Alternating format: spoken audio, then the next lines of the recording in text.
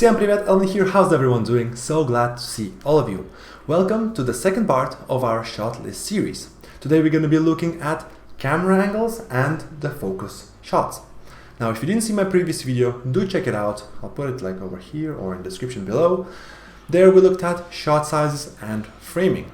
Now, before we move on, do you remember what kind of shot is this one? That's right, the medium close-up. Now, what if I come as close as this? This is the extreme close-up. And what about now? Turning my back like this. That's the over-the-shoulder shot. Yes! We are rocking this subject. Amazing. Now, let's get right into our camera angles. So what are camera angles? Camera angles basically determine the position of your camera along the y-axis, so basically the height, as well as the angle at which it's going to be shooting your subject or your object. Now, depending on where you're going to be positioning your camera and the angle, it will convey different meanings and will help you further develop your story. Now, the first shot is called the aerial shot. And this is your helicopter, your drone, your view from a plane, your view from a starship, a spacecraft, if you are in a sci-fi movie, for instance.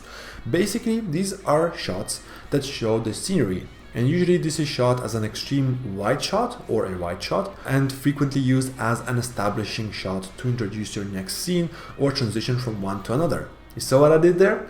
I linked the stuff from the previous video we learned. So super awesome, super awesome. Now if we keep our camera still in the air and just point it downwards so it looks at the ground, now we have our over the head shot, also known as the bird's eye view. This one has its own uses, and we can use this to either show a different perspective on a scene, both outdoor or indoor. It can be used to isolate a subject, so of course we can see only a limited amount of information around the subject, especially if we're close to the head of the subject. And we can also use this one, and it's quite commonly used when we have something to do with religion or afterlife or life and death, all that kind of stuff. So as if God is looking from the top. So it has this kind of divine feeling to it. Now the third shot on this list is called the eye level shot. This is where we position the camera at the same height as the eyes of the character. It is said to be the most neutral shot out of them all, and also the one where the audience can easily and better connect to the characters. And I believe this is because we as humans are used to speaking to other people at the same level of sight. Although if you're a giraffe like me, then you're going to be looking at the majority of the people from a high angle. So you put the camera above the subject and we point it downwards at an angle. So it just kind of points like this. An effect of such a shot is that it quickly creates a sense of insecurity and weakness within our subjects. Now, this is very common in like superhero movies and also sci-fi movies especially. So imagine a scene where a UFO just pops up above the city from nowhere. And a shot that introduces this UFO can be, for instance, followed up with a high angle shot from the position or the point of view of the ship looking downwards at the subjects or the people. And because they're so small, right, it just makes them feel very vulnerable. And once again, I use the terminology from our previous video. Woohoo! Now, speaking about introducing UFOs, the complete opposite of a high angle is a low angle. This is when we position the camera low on the ground and we tilt it upwards. And this quickly gives us the effect of power, superiority, fearfulness if it's an evil guy. And this can be used really effectively in contrast with the high angle to quickly position the characters within your scene. Here's a couple of examples. See how quickly these two shots within the same movie establish who has the highest ground. And I guess you know where I'm going to start, right? I have the high ground. You know who we are? Now before we move in, just a little disclaimer, everything that I said about the high angle and the low angle has nothing to do with how I look at people. I respect everyone and I don't think I am superior. Just putting it out there, just in case, you know? Now, moving on, we have the shoulder level shot. This is when we put the camera at the shoulder level of our character. Now this one has two uses. First one is the over the shoulder shot. And the second one is when we want to give our character, let's say, a more superior look, but at the same time we want to keep him closer to the camera. So let's say we can move the camera to the shoulder level, tilt it a little bit upwards so that there's just enough to see the shoulder and the head. and it will give our character a more superior look, but at the same time he's going to be close to the camera so we can capture his emotions and what he's saying. Now moving lower, we have the hip level shot. Once again, this one has a couple of uses. First one is the over the hip shot. Now the second use, and the first thing that comes into my mind, are Western movies. So basically the cowboy shots, where you have the focus on the holsters of the guns in them, and also the hands of the guy or the cowboy as he's about to draw the gun. And the third use of such an angle is if we want to balance a shot where one character is standing and one is sitting or lying down, and you want to basically keep it at a neutral level. So what we can do is we can bring our camera backwards, put the camera at the hip level of the standing person, and this way we are able to have a full shot of the person standing, and at the same time having the person who is sitting down and lying there also kind of at the center of the whole frame, so it feels balanced and we can focus on everything basically. Now moving on, we have the knee level shot. Now this shot focuses on the movement of our subject, but it also has a decent amount of background that we can see. And the first thing that comes up in my mind is, for instance, thriller movies or horror. I guess because that's my favorite genre. For instance, if we have a antagonist who is pursuing or creeping up to a unsuspected victim, so placing a camera at the knee level, tilting it a little bit upwards, gives us enough viewing angle of not only the movement of the antagonist, but also the unsuspected victim and whatever she or he is doing. And it creates a more uneasy feeling for us as the audience, and just feels like we want to call them out to get their attention. And then we have the ground level shot. Now this one primarily focuses on the movement of our subject, but we can also use this one to focus on some action that happens on the ground. Let's take this scene from Sleepy Hollow as an example. Placing the camera on the ground level while this fine gentleman is swinging his axe makes this whole scene way more threatening, and we as an audience are more worried about what's going to happen with the child that is under the floor. And finally we have the Dutch angle. Now this one is quite weird, and also it doesn't really fit anywhere on the y-axis and actually can be combined with the other angles. So I think it's more of a technique, and it involves tilting your camera to one side. And it is weird, and that's the whole point of it, to create more of an uneasy, disorientating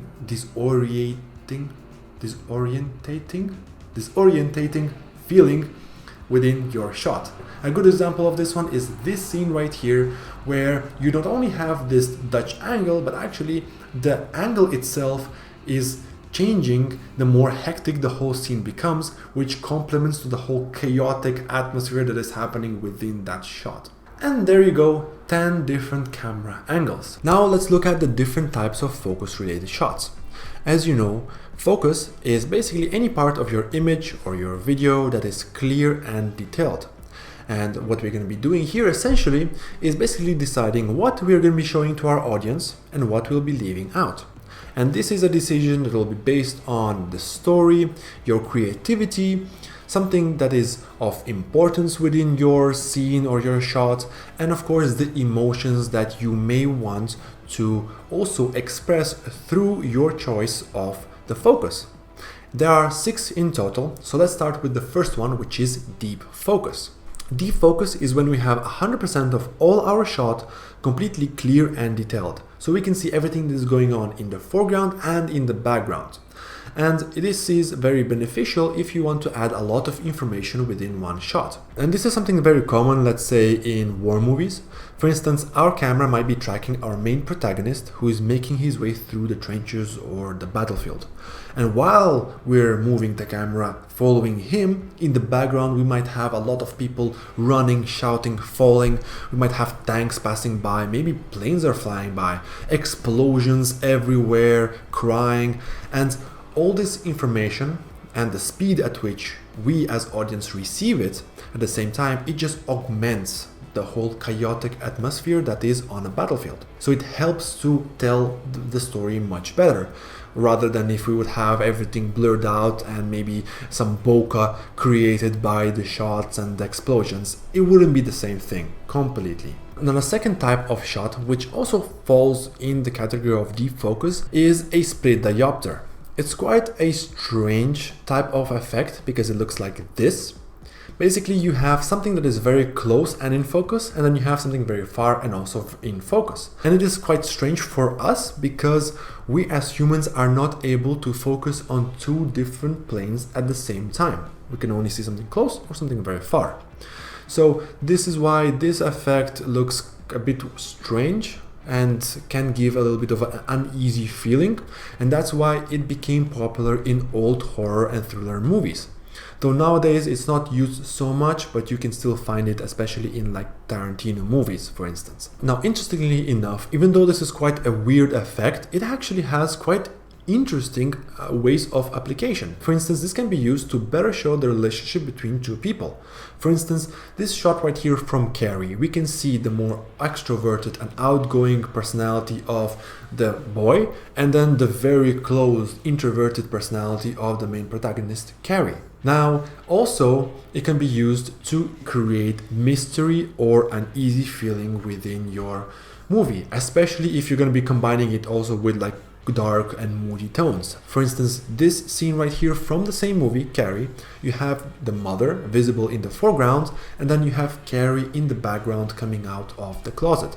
And this whole setup of this scene and the color palette and that effect creates a lot of tension and uneasiness for me personally, because just before in the scene we saw the mother drag Carrie and lock her up in the closet, and we assume that she was staying there for hours. And because of this split diopter, we can kind of put these two scenes closer to each other and kind of break the distance, rather than if it was all shot with deep focus. Now, I personally think it's quite an interesting effect. I'll definitely try it out, although I would try to somehow get rid of the blurry edges by maybe some smart camera positioning and framing. And interestingly enough, I actually watched Carrie literally like 2 weeks ago. I randomly decided that I want to watch a old horror movie, and this one was recommended since it also won Oscars. And I remember seeing those scenes and thinking to myself, that's kind of strange shots, you know, it actually made me feel uneasy. But I did not notice this shot in Hateful Eight. Now, moving towards shots that play with the depth of field, first we have the shallow focus shots. These ones are basically shots which have a certain object or a subject in focus while everything around is blurry. And this is achieved by widening your aperture, basically letting a lot of light coming in. And this is used primarily to either isolate your subjects, for instance, to showcase the emotion, or to highlight something that is very important to the plot, let's say an item, or maybe even someone doing something in the background, but you want to kind of steer the attention of the audience there so that they can see what is going to happen there. Now, what's interesting enough is that we can also use shallow focus to focus on something in our shots without focusing on it. And I know it sounds a bit confusing, but let's take this scene right here. Now, in this scene right here, our attention is brought towards the kids playing in the backyard. However, look at what is happening in the foreground. By excluding him from the focus means that we are also reducing his importance, which basically highlights the whole idea of how black people were treated in the slavery period. So next time you see any movies like this one, for instance, also pay attention towards the blurred areas. Maybe there is something happening there interesting that you might not see clearly, but might have some interesting meanings and importance. Now, moving on to our fourth type of shot, which actually falls under the category of shallow focus, which is called the rack focus. Basically, we're going to be jumping from one shallow focus to another in different planes. Now, this can be something very subtle, to the point where the audience will not even notice it.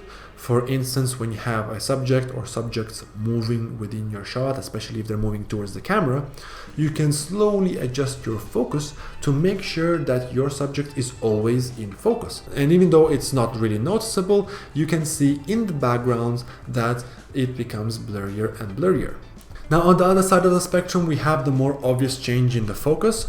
So this can be achieved by either having your objects far away and then you're quickly changing the focus between the two, or you might have something quite near but you're just moving your focus very slowly so you can see how it changes.